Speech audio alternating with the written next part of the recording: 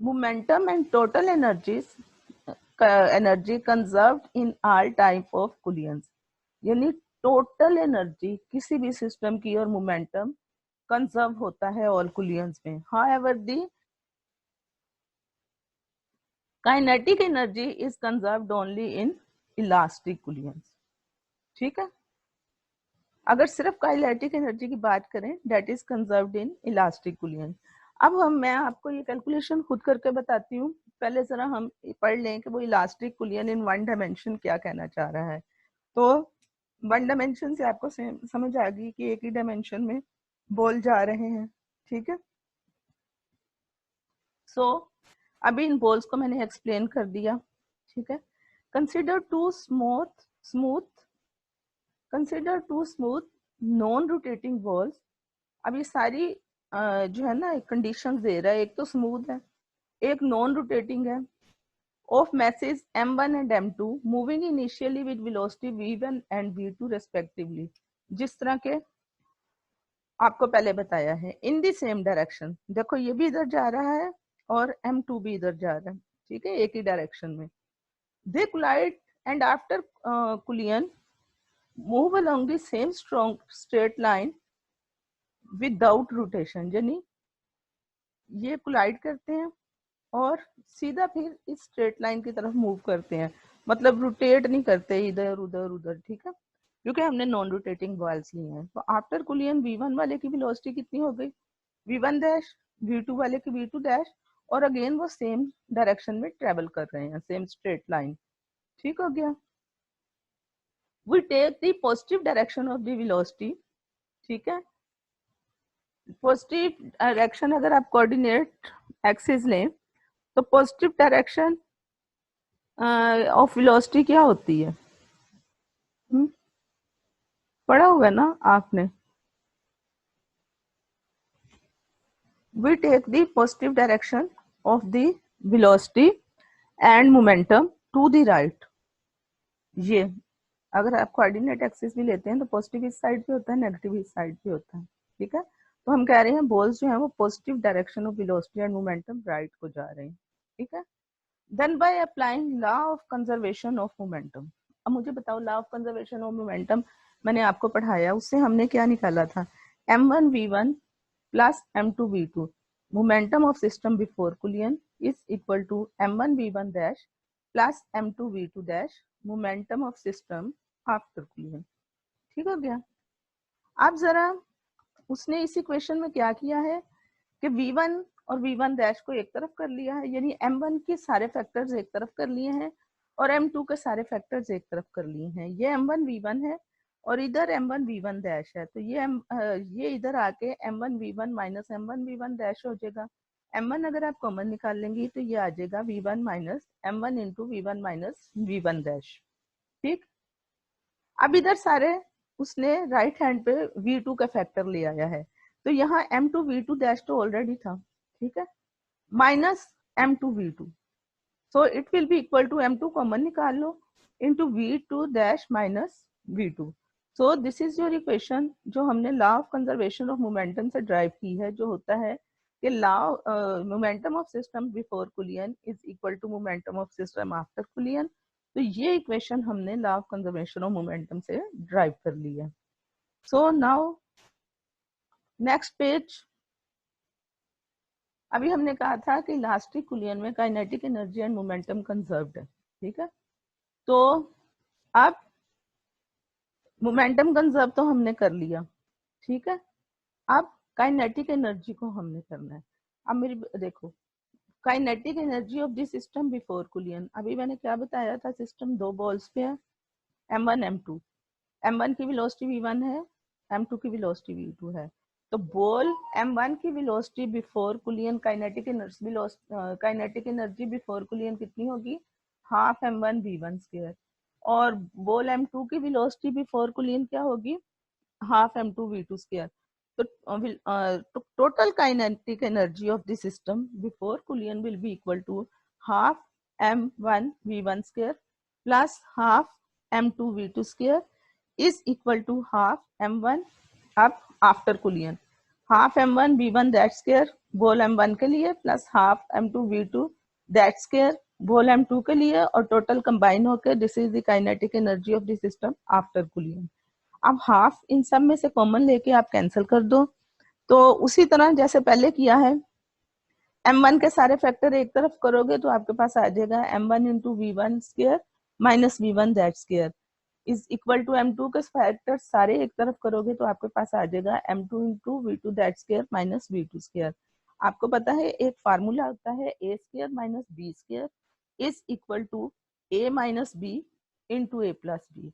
So this is v1 square minus v1 that square can be written as v1 minus v1 dash into v1 plus v1 dash।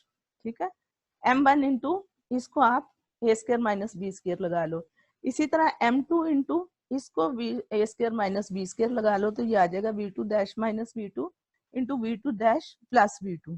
ठीक है, या v2 dash plus v2 into v2 dash minus v2 जैसे आपकी book में लिखा है। अब आपने क्या करना है कि ये वाली जो 3.15 इक्वेशन है, ठीक है, इसको आप डिवाइड कर दो। अभी जो मैंने इक्वेशन आपको पढ़ाया है इस इक्वेशन से, जब आप इस इक्वेशन से इसको डिवाइड करोगे तो ऑब्वियसली इसमें से आपके पास जो आंसर आएगा वो आपके पास आ जाएगा m1 इंटू वी1, आपके पास v1 माइनस वी1 डैश, तो वो पिछली इक्वेशन में भी है, वो सारा कैंसिल हो जाएगा, तो आपके पास आंसर आ जाएगा v1 plus v1 dash is equal to v2 plus v2 dash. ठीक है, अब जब आपके पास वो आंसर आ जाएगा तो अब मैं आपको थोड़ा सा ना करके दिखाती हूँ इसको।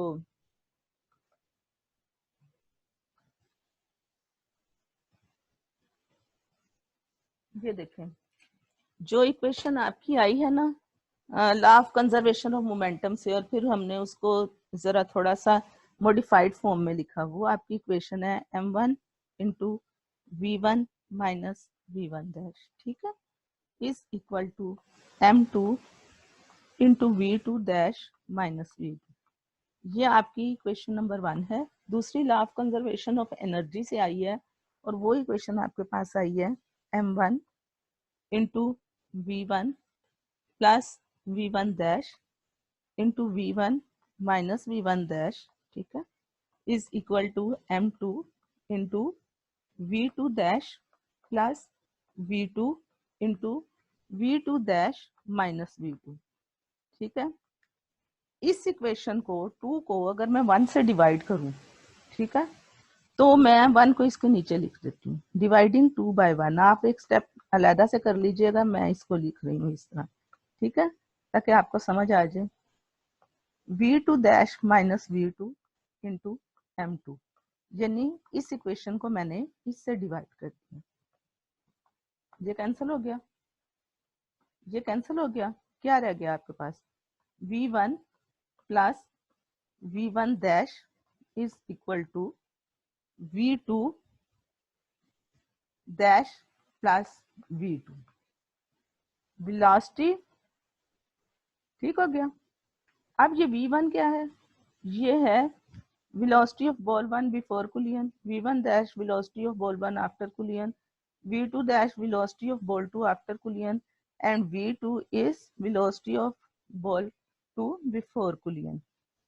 अब अगर मैं बिफोर कुलियन और आफ्टर कुलियन वाली वेलोसिटीज को जरा अलग अलग लिखना चाहूँ, यानी हमारे पास आया है v1 plus v1 dash is equal to v2 dash plus v2। ठीक हो गया।